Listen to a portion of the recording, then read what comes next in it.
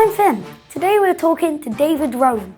He's editor of Wired UK, a magazine that reports on the technology that will change our lives. I'm here in the Wired headquarters in London, where I'm hoping to find out from David what the future has in store for us. Let's go and meet him. Hi David, nice to meet you. Pleasure, Finn. Can you tell us a bit about yourself and what you do? I'm editor of a magazine that tries to work out where the future's going. So Wired deals with innovation, with people trying to solve some of the big problems, reinventing how we make buildings stand up, reinventing how businesses work, reinventing how science solves some of our medical worries. Do you think robots will one day take over the world? I hope they won't take over the world. I hope they will solve some of our problems without taking every last job away. Yeah. So progress is moving ever more quickly.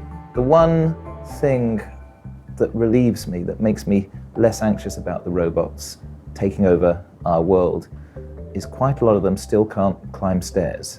So if you're worried about the robots coming to get you, just go up 2 or 3 steps and you'll be fine. Yeah. What are your thoughts on virtual reality? Virtual reality is getting pretty exciting at the moment because the technology has caught up with people's need to believe that they're in a world where there's no delays when they do something. This horrible thing called latency, which is the delay between you moving your hand and the hand in the virtual world moving, that seems to be getting shorter and shorter. And what that means is we can convince ourselves that we are actually in that virtual world. And that means every week we're seeing a new virtual reality project that is actually quite compelling. Yeah, because I was in Hamleys and they were doing virtual reality testing, and I put it on and it was like I was in a forest and I ended up walking way past the testing area. And I think if you were to walk out of Hamleys with the virtual reality gear still on you, they couldn't arrest you because you could say you're still in a virtual world. Who inspired you to become a magazine editor? I have no other skills. Since I was 7 or 8, I've been making magazines. When I was about 8, I spent 30 consecutive days in the summer school holidays making a daily newspaper for my sister. My parents had their shirts laundered and it came back from the laundry in little packs with white cardboard holding them stiff. And I took the white cardboard and I thought that would be a really good newspaper.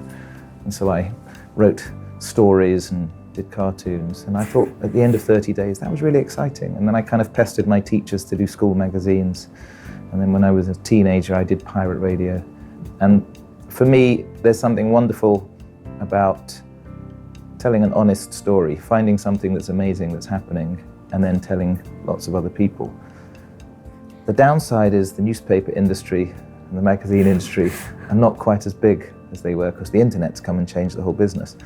The upside is you can keep reinventing it. Is there an invention that somebody else has made that you wish you would have made?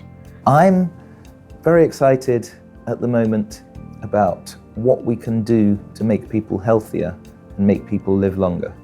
And there was a really interesting invention made not too long ago called CRISPR that allows you to edit people's DNA. And if you can edit people's DNA, when you get more and more information about what makes somebody unhealthy, you can correct it. And we're starting to have medical professionals be able to think, this person has a rare medical condition. If we can edit their DNA, can we, if not cure them, prevent their children from having the same medical condition? So I think innovation to me is all about trying to solve the big problems. It's not about an app that delivers a pizza. Yeah. It's not about a slightly better washing machine. It's about, can we feed millions of people in a sustainable way? Can we solve climate change using our imagination? Can we help people live more fulfilling, healthy, longer lives? Is it true that you once found human DNA in a burger? Because I saw one of your Wired magazines and it says that they found human DNA inside a burger. There was a story I remember where what was inside a burger was analysed, and there were some things that are surprising. My advice, Finn, is don't eat burgers. Eat things that come from nature, and then you know at least the sourcing. Yeah. It's an issue actually. The food supply has been so industrialized that a lot of the really interesting startups I'm seeing at the moment are trying to reinvent the food industry with healthier food, with more transparent food, with food where we know it's come from sustainable sources. What's your advice to kids? In general, Yeah. do what your parents say. No, my advice, if you're looking at what you might do as a grown-up, so things get a bit more complicated than they did when I was a kid. Because when I was a kid, you kind of knew your choices for what job you would do. You, Finn, are going to do a job that hasn't been invented yet because things are moving so quickly.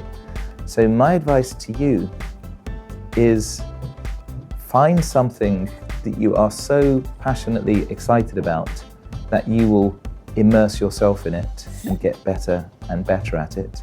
And it could be writing or making music. It could even be designing games, playing games, but then thinking how you would improve the game. Yeah. Because I think the world that's coming, where artificial intelligence and robots will be doing an awful lot, is still going to depend on humans, but the humans that are going to make it, that are going to do well, are those who have taught themselves because they really love a subject area. Thanks, David. It was nice to meet you. Great to talk to you, Finn. Wow, it was awesome meeting David and seeing how he edits his magazines. It's fascinating to think about what could happen in the future. But that's all the time we've got for today. See you next time.